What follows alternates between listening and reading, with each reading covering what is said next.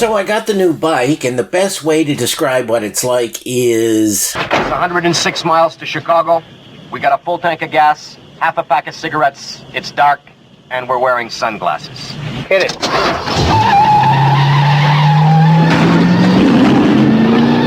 The man is Heinrich Kramer, and he is writing the most blood-soaked book of the 15th century, the Malleus Maleficarum, the Witch's Hammer, a book that would torment the world for a century after its release and be responsible for the torture and death of 70,000 innocent people. Treating of three necessary concomitants of witchcraft, which are the devil, a witch, and the permission of Almighty God. He goes on to say that female empowerment would bring on the apocalypse. He even made the title of the book, Female, to hammer home his point. Malleus Maleficarum is a hammer used only on women. So, we must find the mark. We must find the mark. Greetings, fellow worker slaves podcasting at 128 kilobits from the Fortress of Squalitude, located not far from the Redneck Mecca. This is the Atheist in the Trailer Park podcast. I'm your host, Tucker. Professor Fuzznotz has just walked up beside me and is demanding attention. Actually, he wants me to go to bed, even though it's early for me. Have not seen Lord Squeakington any time recently. Yes, it's a podcast hosted by a guy and his cats. Get over it.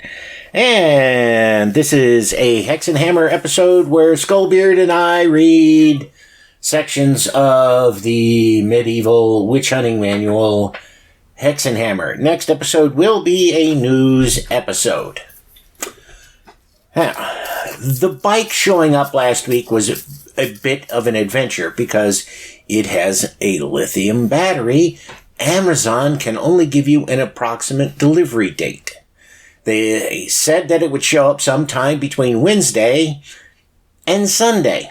My plan was that I'd go into work a bit early on Monday to talk to HR about the situation, to work everything out so that if I got the notice that the bike was coming, I could use my paid time off on the spur of the moment instead of having to give them advance notice, and how we could deal with things if Amazon lied to me about when the bike was going to be delivered and it didn't show up on the day they said it was. Not 5 minutes after I pulled into work, my phone went off and said that the bike had been delivered. Yikes! I basically jumped off the old bike, ran into work, found the HR person, explained to her that Amazon had unexpectedly delivered a very expensive package to my house, so I had to run home and take care of it. The bike arrived at roughly the time I normally would leave for work, by the way, so if I had just not decided I'm going into work early to talk to him, I would have been home when it showed up. I get home, the bike's there on the deck in its box. I look at my watch and see that even if I were to turn around and head back to work, I'd be late. Since I was going to be late no matter what, and I knew it wouldn't take too terribly long, I went ahead and put the bike together. Then, naturally, I had to take it on a test ride. It's amazingly quick. And it doesn't take long for it to get up to its full speed. I did a quick spin around the trailer park and then said, yeah, I'm riding this to work tonight. It shaved at least a couple of minutes off my ride time to work, though I did get a bit nervous as I got close to work and the battery charge dropped to almost zero. They don't ship them with a full charge. Still, I made it to work with plenty of juice left in the battery, and I had the charger in my backpack, so I was able to charge the bike at work. Boss makes $400, I make a dime, and that's why I charge my bike on company time. I will say that I am happy as fuck with the new bike. If you live in a place that's fairly flat, an e-bike with a 250-watt motor like my old ones have is just fine. If you live in a place that tends to be hilly and especially has steep hills, then a 500 watt motor is the minimum that you should look at getting. With the old bikes, there were hills that I took on the way to work where I had to pedal to keep the bike moving, even with the throttle wide open. This bike handles the hills with ease. It slows down a bit, but if the speedometer on the bike is to be believed, it drops from 20 miles an hour to about 17 miles an hour. I don't know what that is in civilized units. Which, still faster than my old bikes. The one thing I don't like about these e-bikes, and since almost all of them use the same electronics, it really doesn't matter what kind one has, they all have the same issue. And that is that in the assist mode, where you pedal and the motor helps you along, there's a lag from when you start pedaling before the assist kicks in. The throttle is also disabled at this time, so you have to take the bike out of assist mode if you need to use the throttle. I mention this because I thought that instead of letting the bike do all the work, I'd also pedal in the assist mode to try to get into better shape. And if there wasn't a lot of traffic around, I'd absolutely do this. But there's a lot of traffic on the road on my way to work, and when I'm riding around intersections, I really need to know exactly when the motor is going to kick in as I navigate through them. I've tried doing it on the way home, but I'm just too tired to pedal for very long before I have to take it out of assist mode and let the bike do all the work. Even on the route that has the lowest hills, I don't get very far before I give up because I'm just too tired. And it's not necessarily my legs are tired. I am too tired. It's like, I want to sleep. I still need to do things like swap the basket and a few other things from one of the old bikes to the new bike. I'm debating about swapping seats or just buying a new seat, as the one the bike comes with is terrible, and I've bought new seats for the other two in the past, shortly after I got them. I am planning on selling the oldest bike so I could swap seats with that one, but I don't know yet. In other fun news, we get a paid day off from work for Juneteenth this week, and they told us that the plant was going to be closed the week of Christmas, so I'm going to try to get home and see my mom, if I can find someone to watch Fuzznuts while I'm gone. Okay. Enough of that. Let's get to Skullbeard and I reading from more of Hexenhammer. So, Part 2, Question 1, Chapter 11, on the method by which they can inflict every sort of infirmity, generally ills of the graver kind. But there's no bodily infirmity, not even leprosy or epilepsy, which cannot be caused by witches with God's permission. And this is proved by the fact that no sort of infirmity is accepted by the doctors. For a careful consideration of what has already been written concerning the power of devils and the wickedness of witches will show that this statement offers no difficulty. I'm having a hard time believing you there. Neither also... Yeah, it seems like an extraordinary claim or something. Yeah. Nider also deals with this subject both in his Book of Precepts and in his Formicarius, where he asks whether witches can actually inure men by their witchcraft, and the question makes no exception of any infirmity, however incurable, and he there answers that they can do so, and proceeds to ask in what way and by what means. This should be good. Oh, and here's the note on the Book of Precepts. Preceptorium Deune Legis Liber, of which there were 17 editions before 1500. I have used that of Douai 1612. Okay. And so that's got to, That's some terribly concurrent stuff there. Yeah, oops. But that's got to be the later guy who wrote it, because the original publication of Malefic, this shit, was in 1486. So... Okay, that's not adding up.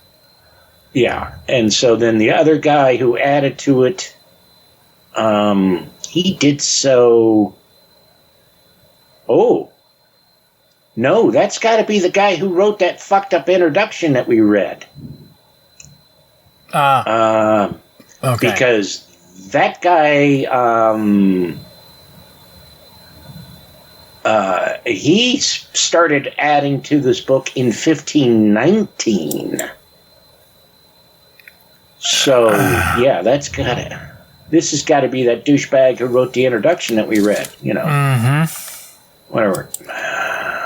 You know, the guy who was just too fucking nutty for even the Catholics. Mm-hmm. Nuttier than 100-pound fruitcake. And as to the first, he answers, as has been shown in the first question of the first part of this treatise. Oh, God, and does that remind me of the guy from Plan 9 from Outer Space going... These future events will happen in the future, and they should concern all of us, because the future is where we will spend the rest of our lives. Or however that clip goes. And it is proved also by St. Isidore, where he describes the operations of which is, I guess that's entomology, it's ETYM period, so it's an abbreviation. 8, cap, I don't know, 9, and says that they are called witches on account of the magnitude of their crimes, for they disturb the elements by raising up storms with the help of devils. They confuse the minds of men in the ways already mentioned, by either entirely obstructing or gravely impeding the use of their reason. He adds also that without the use of any poison, but by the mere virulence of their incantation, they can deprive men of their lives. Now, I've known a few people who, you know, they start screaming at you, you'd rather be dead than have to listen to it. Uh-huh. It is proved also by St. Thomas in the second book of Sentences, distribution 7 and 8, and in book 4, distribution 34, and in general all the theologians write that witches can, with the help of the devil, bring harm upon men and their affairs in all the ways in which the devil alone can injure or deceive, namely in their affairs, their reputation, their body, their reason, and their life, which means that those injuries which are caused by the devil without any witch can also be caused by a witch, and even more readily so on account of the greater offense which is given to the divine majesty, as has been shown above. But I must say it hasn't been demonstrated to my satisfaction.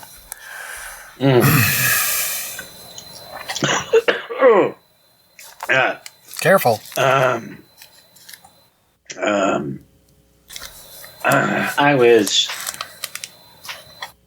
Something went down the wrong pipe.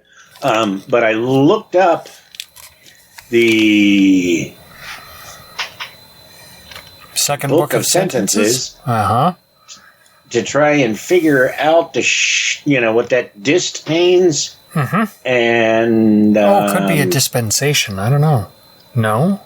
Yeah, fuck if I know, because the site that I found, here we go. Distinction. Distinction 7 and 8. Huh. Yeah, that's what it means.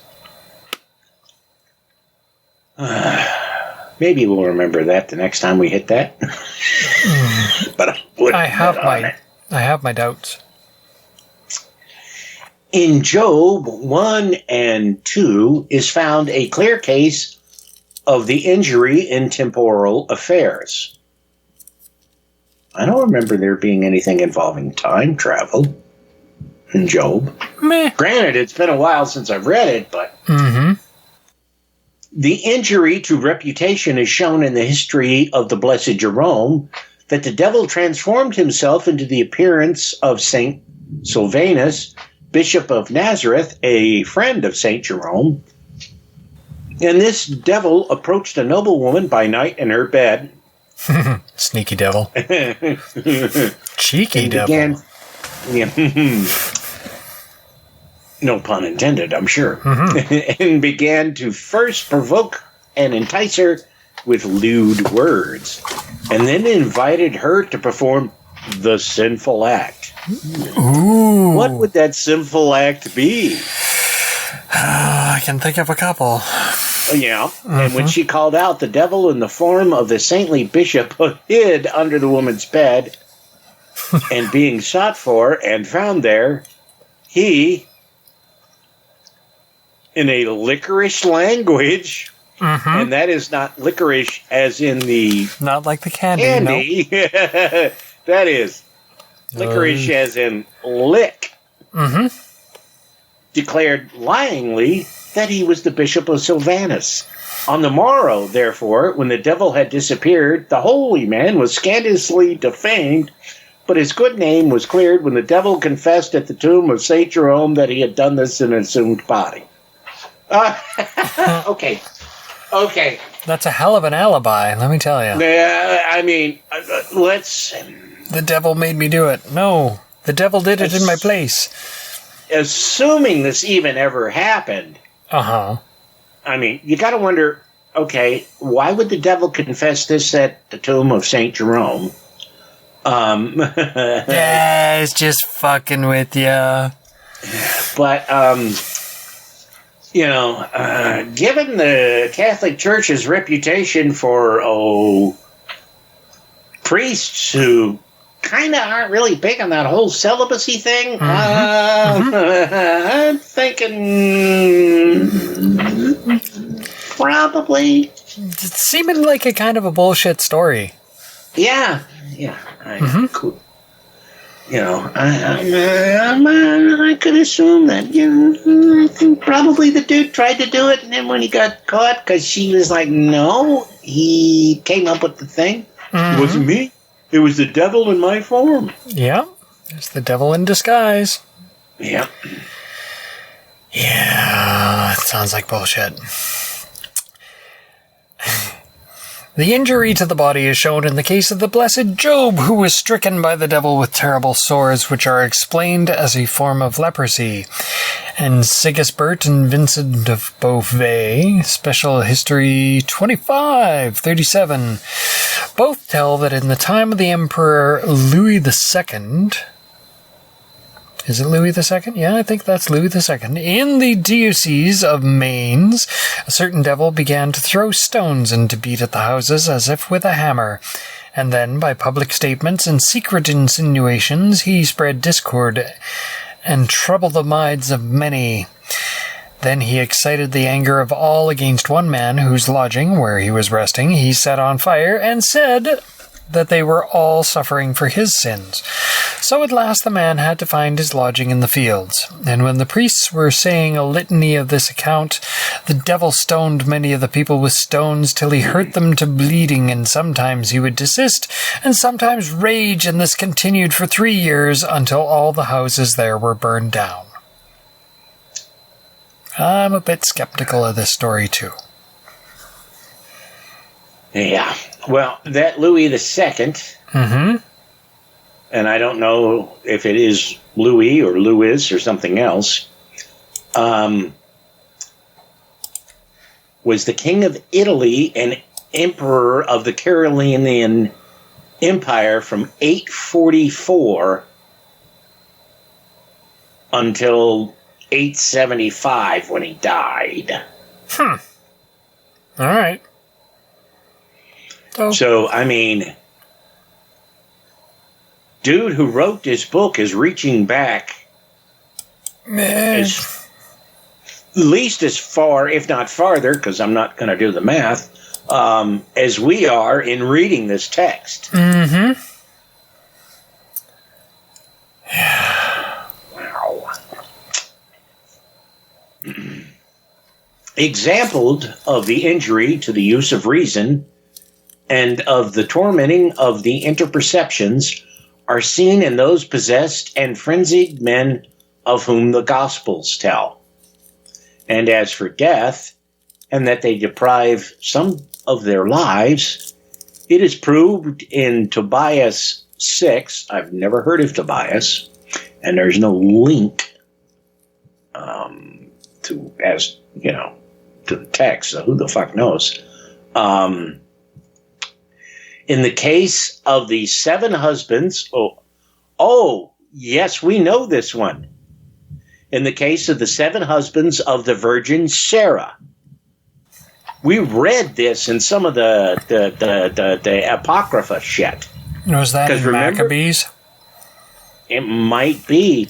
It was that chick who, every time she, got married before they could consummate the wedding, the dude she married died. Mm-hmm. Who were killed because of their lecherous lust and unbridled desire for the Virgin Sarah, of whom they were not worthy to be the husbands. Therefore, it is concluded that both by themselves and all the more with the help of witches, devils can injure men in every way without exception. Devil can do anything. Just like God. With God's permission. Yeah. You got to get the boss man's signature and the stamp, and it's probably got to be filled out in triplicate and filed with the appropriate authorities, and yeah, but still.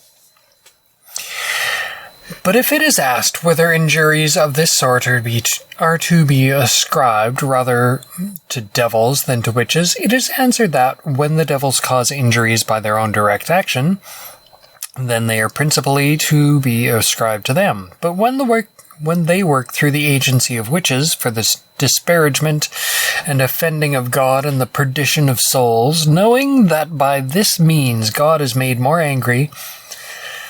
Wait.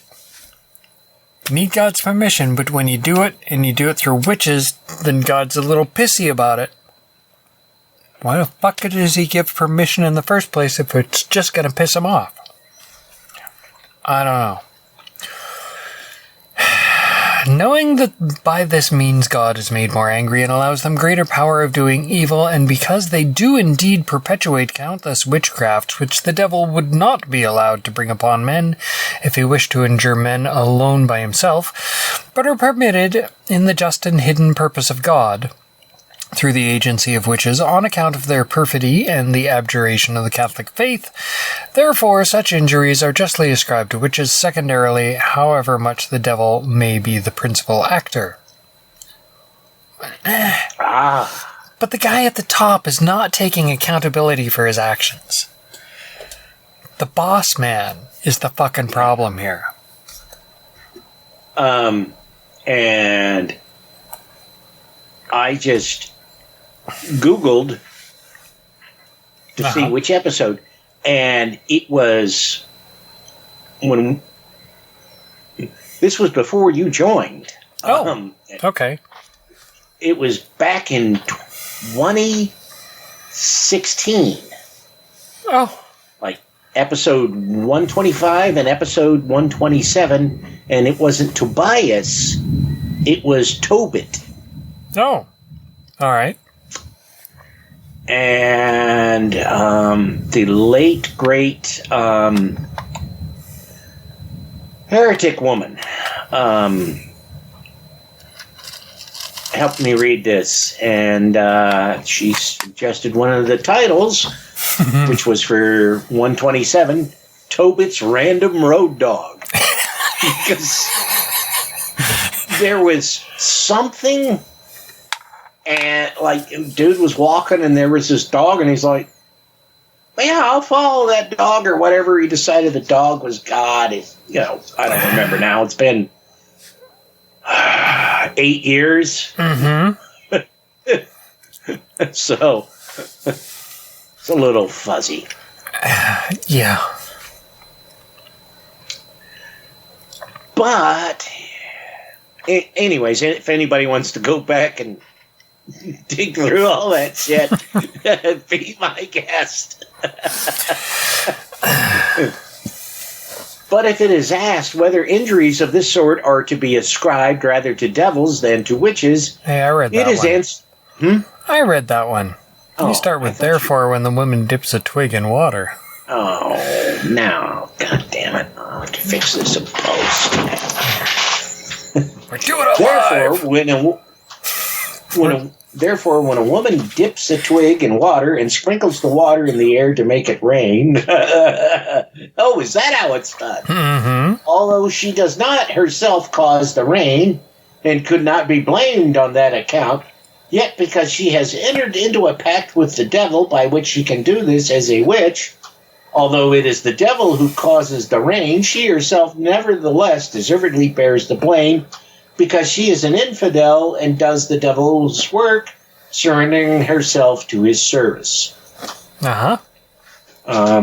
Obviously. Yeah. I thought yeah, I know, right? I thought it was and that God. was all one sentence. Uh-huh. I thought it was God that did the stuff with the weather. What do I know? Yeah. So also when a witch makes a waxen image or some such thing in order to bewitch somebody, or when an image of someone appears by pouring molten lead into the water, and some injury is done upon the image, such as piercing it or hurting it in any other way, and when it is the bewitched man who is in imagination being hurt, although the injury is actually done to the image by some witch or some other man, and the devil in the same manner invisibly injures the bewitched man, yet it is deservedly ascribed to the witch, for without her God would never allow the devil to inflict the injury, nor would the devil on his own account try to injure the man. Telling you, man, he's a company man. He's just punching the clock, putting in time. He's going to retire with a full benefit package someday. So, I mean, it sounds to me like the devil's saying, God made me do it. Yeah, pretty much. This kind of reminds me of the Warner Brothers cartoon with the sheepdog and the coyote. Mm-hmm. You know, morning Ralph, morning Sam. Mm-hmm. But because it has been said that in the matter of their good name, the devils can injure men on the own account. I guess that's supposed to be on their own account. Could be. And without the cooperation of witches, there may arise a doubt whether the devils cannot also defame honest women, so that they are reputed to be witches when they appear in their likeness to bewitch someone, from which it would happen that such a woman would be defamed without cause. Ah, boy, this is going to be real interesting to see what comes next. Are they going to say, yeah, there are times where women will be falsely accused of being demons or devils or possessed or whatever? Or are they just going to say, nope, that can't happen if it's just going to be a woman? Yeah, Not sure where I put my money, but I think it's going to be with we're infallible and bitches be tripping. Bitches be doing shit. Mm-hmm. Witches be tripping. I don't know. In answering this, we must premise a few remarks. First, it has been said that the devil can do nothing without the divine permission, as is shown in the first part of this work in the last question. It has also been shown that God does not allow so great power of evil against the just and those who live in grace as against sinners, and as the devils have more power against sinners, see the text, when young, strong-armed, etc., so they are permitted by God to afflict them more than the just. Finally, although they can, with God's permission, injure the just in their affairs, their reputations, their bodily health, yet because they know that this power is granted them chiefly for the increase of the merits of the just, they are the less eager to injure them. And the text on the strong man is from St. Luke 11, I guess it's chapter 11, verse 21. Looks like. unless there's some other text. Therefore, it can be said that in this difficulty there are several points to be considered. First, the divine permission. Right, and God's a dick for giving it. Oh. Secondly, the man who is thought to be righteous, for they who are so reputed, are not always actually in a state of grace. I'm shocked. Shocked, I say. Yeah, I think I'll splice in the audio of Fry. I'm shocked. Well, not now that that I think about it, I'm not that shocked. In fact, thirdly, the crime of which an innocent man would be suspected for that crime in its very origin exceeds all the crimes of the world. No. I'm just going to say, if you accuse an innocent man of, say, stealing a pack of gum, that is not a greater crime than, say, I don't know, murder? Mass murder. Therefore, it is to be said that it is granted that, with God's permission, an innocent person, whether or not he is in a state of grace, may be injured in his affairs to this particular crime and the gravity of the accusation, for we have often quoted St. Isidore's saying that they are called witches from the magnitude of their crimes. It can be said that for an innocent person to be defamed by the devil in a way that has been suggested does not seem at all possible for many reasons. So basically, if you're a dude, it's almost impossible for you to be accused of a crime if you're innocent. Wow. Okay, cool. I think the Central Park Five would have a few thoughts on that to name. Well, yeah, amongst other people. So Luke 11:21, when a strong man, fully armed, guards his own house, his possessions are safe. I wonder, fully armed with what? He's all like strapped up with AR-15s and shit?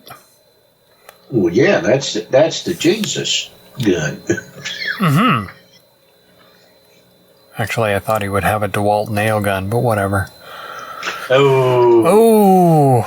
Hey, by the way, my employer owns DeWalt. Oh, nice.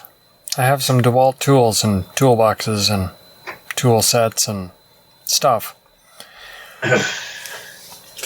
Well, I don't know how that would work. I get a discount on shit because, like I said, there's basically 3 tool companies in the world, and they own all the different brands. But if I order something, it has to be. I don't know if it's shipped to work or if it's shipped to the house, and I don't know. Without knowing what, because there's no set rate as to what the discount is. So I don't know if it'd be cheap, it'd be worth doing it. Like if you needed something and I ordered it, had it shipped here and then shipped to you, if it'd be cheap enough to do that or not. No, I'd probably get dinged at the border in customs. Yeah, that's the other thing, with the shipping costs and all that. I don't know. I haven't looked at that. Their website's a pain in my ass. Yeah. I think everything's a pain in the ass these days. Yeah. But what do I know? In the first place, it is one thing to be defamed in respect of vices which are committed without any expressed or tacit contact with the devil, such as theft, robbery, or fornication. But quite another matter to be defamed in respect of vices which it is impossible to accuse a man of having perpetrated unless he has entered upon an expressed contract with the devil. And such are the works of witches, which cannot be laid at their door unless it is by the power of devils, that they bewitch men, animals, and the fruits of the earth. Therefore, although the devils can blacken men's reputations in respect of other vices, yet it does not seem possible for him to do so in respect of this vice, which cannot be perpetrated without his cooperation. Okay. So we got a loophole here, or what? Yeah, I sort of lost in that one. And I would like some dressing with that word salad. And that was 2 sentences. Jesus Christ. Just ramble on. Besides, it has never hitherto been... Yeah, hitherto. That's it. Thank you. Besides, it has never hitherto been known to have happened that an innocent person has been defamed by the devil to such an extent that he was condemned to death for this particular crime. Oh! I'm sure there's a bunch of people who would dispute that, but whatever. Yeah. Furthermore, when a person is only under suspicion, he suffers no punishment. Except that which the canon prescribes for his purgation, as will be shown in the third part of this work, in the second method of sentencing witches. Yeah, I think times have changed if people can die for allegedly having a counterfeit $20 bill and maybe being under the influence of narcotics. To put it mildly. Yeah. And it is set down there that if such a man fails in his purgation, he is to be considered guilty, but that he should be solemnly adjured before the punishment due to his sin is proceeded with and enforced. But here we are dealing with actual events, and it has never yet been shown that an innocent person has been punished on suspicion of witchcraft, and there is no doubt that God will never permit such a thing to happen. They're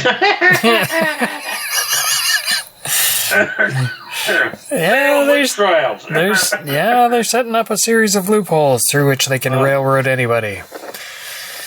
Besides, he does not suffer the innocent who are under angelic protection to be suspected of smaller crimes, such as robbery and such things. Then all the more will he preserve those who are under that protection from suspicion of the crime of witchcraft. Again, the Salem witch trials are but one example that just proves this. Wasn't there a little bit of a satanic panic going on back in the homeland at about the same time? Yep. And it is no valid objection to quote the legend of Saint Germanius when devils assumed the bodies of other women, of course, and sat down at table and slept with the husbands, deluding the latter into the belief that those women were in their own bodies eating and drinking with them, as we have mentioned before, for the women in this case are not to be held guiltless. For in the canon, Episcopi 26, question 2, perhaps, such women are condemned for thinking that they are really and actually transported, when they are so only in imagination, although, as we have shown above, they are at times bodily transported by devils. Yeah, so you're damned if you do and you're damned if you don't, or whatever. Yeah. But our present proposition is that they can, with God's permission, thanks God, cause all other infirmities with no exception. And it is to be concluded from what we have said that this is so. Obviously. I'm not sure I follow that logic, but whatever. No. For no exception is made by the doctors. Right, and these are the guys who believed in the 4 humors. I don't think I'm going to trust them. Cool. And there is no reason why there should be any, since, as we have often said, the natural power of devils is superior to all corporeal power. And we have found in our experience that this is true. For although greater difficulty may be felt in believing that witches are able to cause leprosy or epilepsy, since these diseases arise from some long-standing physical predisposition or defect, nonetheless, it has sometimes been found that even these have been caused by witchcraft. For in the Diocese of Basel, in the district of Alsace and Lorraine... Oh, the Alsace-Lorraine. Yes, that's France. Well, it's French, Ish. it's German, it's French, it's German, it's French, it's German. Yeah. Yep. It was contested territory. A certain honest laborer spoke roughly to a certain quarrelsome woman, and she angrily threatened him that she would soon avenge herself on him. He took little notice of her, but on the same night he felt a pustule grow upon his neck, and he rubbed it a little and found his whole face and neck puffed up and swollen, and a horrible form of leprosy appeared all over his body. He immediately went to his friends for advice and told them of the woman's threat, and said that he would stake his life on the suspicion that this had been done to him by the magic of art of that same witch. In short, the woman was taken, questioned, and confessed her crimes. But when the judge asked her particularly about the reason for it and how she had done it, she answered, "When that man used abusive words to me, I was angry and went home, and my familiar began to ask the reason for my ill humor. I told him and begged him to avenge me on the man, and he asked what I wanted him to do to him, and I answered that I wished he would always have a swollen face, and the devil went away and afflicted that the man beyond even beyond my asking, for I had not hoped that he would infect him with such sore leprosy." And so the one was burned. Obviously. Yeah, but interestingly enough, no mention of this curing the man. Strange. You would think that if dude's leprosy went away, they would mention that. Well, maybe. And in the Diocese of Constance, between Breisach and Freiburg, there is a leprous woman, unless she has paid the debt of all flesh within these 2 years, who used to tell of many people how the same thing had happened to her by reason of a similar quarrel which took place between her and another woman. For one night, when she went out of the house to do something in front of the door, a warm wind came from the house of the other woman, which was opposite, and suddenly struck her face, and from that time she had been afflicted with the leprosy which she now suffered. Was she petting, what was that, armadillos? Possums that carry leprosy? Armadillos. Armadillos. Okay. And they have just, thanks to global warming, they are now in my neck of the woods. Really? Mm-hmm. I have not seen one alive, but I have seen the shell of one that got killed. I have never seen an armored dildo. Yep.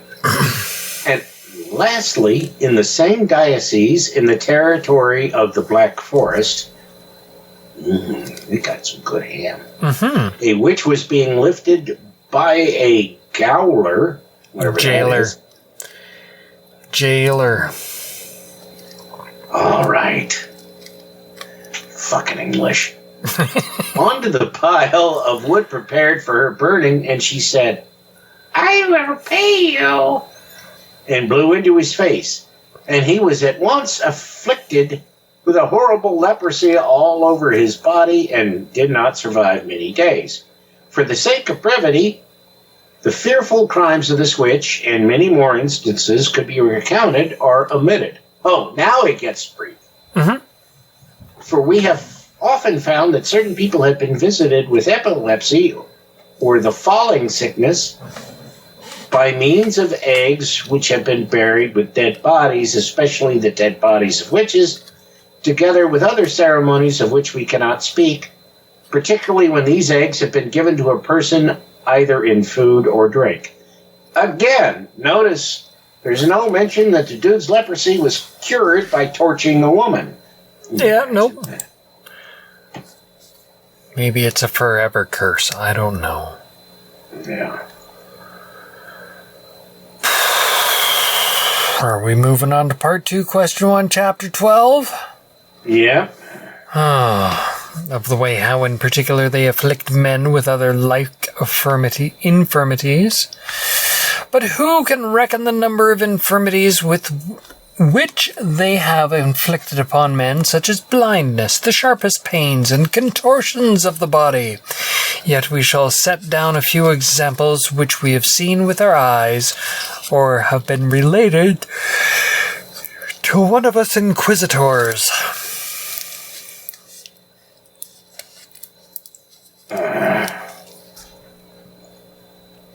Damn it.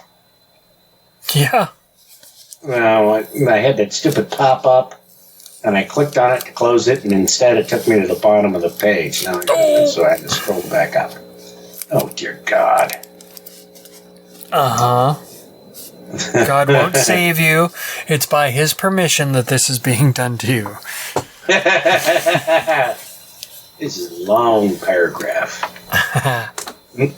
When an inquisition, what a show, was being held on some witches in the town of Innsbruck, the following case, among many others, was brought to light. A certain honest woman who had been legally married to one of the household of the Archduke formally deposed the following. In the time of her maidenhood, she had been in the service of one of the citizens whose wife had become afflicted with grievous pains in the head. And a woman came who said she could cure her, and so began certain incantations and rites which she said would assuage the pains. And I carefully watched, said this woman, what she did, and saw that against the nature of water poured into a vase, she caused water to rise in its vessel, together with other ceremonies, which there is no need to mention. Then why the fuck did you mention it in the first fucking place? Yeah, I know. I mean, I've seen some documentaries that have some interesting ceremonies, and I'm kind of wondering if they're related. Two girls, one cup? No. In considering that the pains in my mistress's head were not assuaged by these means, I addressed the witch in some indignation with these words. I do not know what you are doing, but whatever it is witchcraft, and you are doing it for your own profit. Then the witch at once replied, You will know in 3 days whether I am a witch or not. And so it proved, for on the third day, when I sat down and took up a spindle, I suddenly felt a terrible pain in my body. First it was inside me, so that it seemed that there was no part of my body which I did not feel horrible shooting pains. Then it seemed to me just as if burning coals were being continually heaped upon my head. Thirdly, from the crown of my head to the soles of my feet, there was no place large enough for a pinprick that was not covered with a rash of white pustules. It sounds like smallpox. Yeah, that's what I was going to say. And so I remained in these pains, crying out and wishing only for death until the fourth day. At last my mistress's husband told me to go to a certain tavern, and with great difficulty I went, whilst he walked before until we were in front of the tavern. See, he said to me, there was a loaf of white bread over the tavern door. I see, said I. Then he said, Take it down if you possibly can, for it may do you good. And I, holding on to the door with one hand as much as I could, got hold of the loaf with the other. Open it, said my master, and look carefully at what is inside. Then, when I had broken open the loaf, I found many things inside of it, especially some white grains very like the pustules on my body, and I also saw some seeds and herbs such as I could not eat or even look at, with the bones of serpents and other animals. In my astonishment, I asked my master what was to be done, and he told me to throw it all into the fire. I did so, and behold, suddenly, not in an hour or even a few minutes, but at that moment when that matter was thrown into the fire, I regained all my former health. Well, okay, sometimes it is curable. You just got to find whatever they use to do the charm or the hex or the spell or whatever the fuck you want to call it. Right, but nothing seems to have cured her mistress's problems. Odd that. Yeah, well. Back in the day, they weren't working on women's problems either, okay? I get it. Oh. Yeah. And much more was deposed against the wife of the citizen in whose service this woman had been, by reason of which she was not lightly but very strongly suspected, and especially because she had used great familiarity with known witches. It is presumed that, having knowledge of the spell of witchcraft hidden in the loaf, she had told it to her husband, and then in the way described, the maidservant recovered her health. So there you go. Maybe she was cured after all. Who the fuck knows? I would like some dressing with this word salad. To bring so great a crime into detestation, it is well that we should tell how another person, also a woman, misogyny, A little bit. was bewitched in the same town. An honest married woman deposed the following an oath. Behind my house, she said, I have a greenhouse, and my neighbor's garden borders on it. One day I noticed that a passage had been made from my neighbor's garden to my greenhouse, not without some damage being caused, and as I was standing in the door of my greenhouse reckoning to myself and bemoaning both the passage and the damage, my neighbor suddenly came up and asked if I suspected her. But I was frightened because of her bad reputation and only answered, "The footprints on the grass are proof of the damage."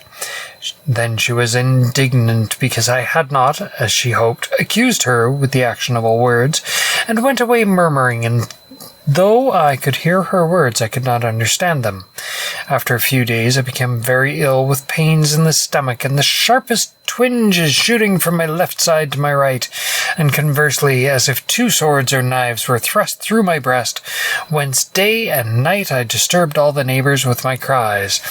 And when they came from all sides to console me, it happened that a certain clay worker, who was engaged in an adulterous intrigue with the witch, my neighbor, coming to visit me, took pity on my illness, and after a few words of comfort, went away. But the next day he returned in a hurry, and after consoling me, added, "I am going to test whether your illness is due to witchcraft, and if I find that it is, I shall restore your health." So he took some molten lead, and while I was lying in bed, poured it into a bowl of water, which he placed on my body. And when the lead solidified into a certain image in various shapes, he said, "See, your illness has been caused by witchcraft, and one of the instruments of that witchcraft is hidden under the threshold of your house door. Let us go then and remove it, and you will feel better." So my husband and he went to remove the charm, and the clay worker, taking up the threshold, told my husband to put his hand into the hold, which then appeared, and take out whatever he found, and he did so. And first he brought out a waxen image about a palm long, perforated all over, and pierced through the sides with 2 needles, just in the same way that I felt the stabbing pains from side to side, and then little bags containing all sorts of things, such as grains and seeds and bones. And when all these things were burned, I became better, but not entirely well. For all the shootings and twinges stopped, and I quite regained my appetite for food, yet even now I am by no means fully restored to health. And when we asked her why it was that she had not been completely restored, she answered, "There are some other instruments of witchcraft hidden away which I cannot find." And when I asked the man how he knew where the first instruments were hidden, he answered, "I know this through the love which prompts a friend to tell things to a friend, for your neighbor revealed this to me when she was coaxing me to commit adultery with her." This is the story of the sick woman. Quite the story. Okay. Of all the things that never happened, this never happened the most. Yeah. That's it for this episode of the Atheist in the Trailer Park podcast. You can subscribe to the show on iTunes. It's also on Stitcher, and most of the episodes are on YouTube. Follow the show on Twitter at tparkatheist, and it's on Facebook at facebook.com/trailerparkatheist. You can email me at trailerparkatheist@gmail.com. Show notes can be found at tparkatheist.blogspot.com. If you happen to like the podcast, please rate it on iTunes. If you'd like to donate to support the podcast, there's a donate button on the show notes page. You can also support the show on Patreon at patreon.com/TNTucker. The podcast, there's a donate button on the show notes page. You can support it via Patreon at patreon.com/TNTucker. Thanks for listening. Say goodnight, Fuzz-Nuts. All I know is this violates every canon of respectable broadcasting. Damned cat.